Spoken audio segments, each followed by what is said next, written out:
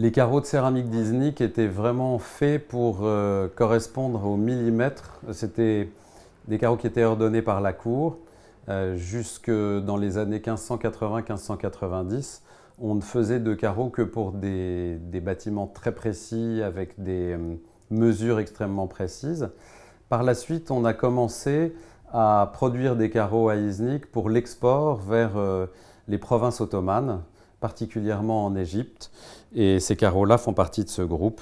On les associe souvent à l'Égypte parce qu'on a encore in situ des mosquées qui ont des carreaux bleus et blancs de typologie proche et de décors proches.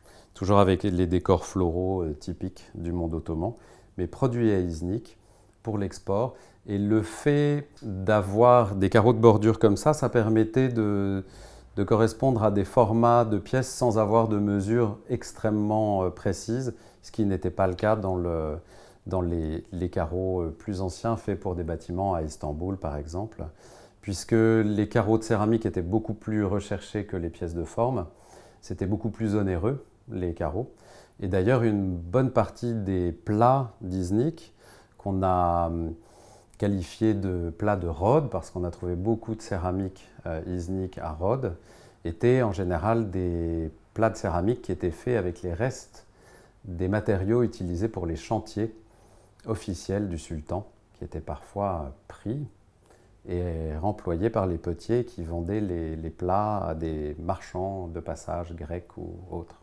J'aime particulièrement le registre avec les différentes fleurs, le fond turquoise, la délicatesse et la manière dont les palmettes viennent recouvrir le décor du fond. Ici, on a le rythme. On perçoit en fait ce que sera le décor du panneau complet, puisqu'on a déjà la multiplication du décor, ce qui est une des spécificités de l'utilisation des céramiques architecturales dans le monde musulman, qui a d'ailleurs beaucoup inspiré même le monde occidental, avec la capacité à multiplier les motifs, l'industrialisation. C'est un sujet assez intéressant qui a été bien traité dans l'ouvrage Islamophilie, qui était au musée de Lyon.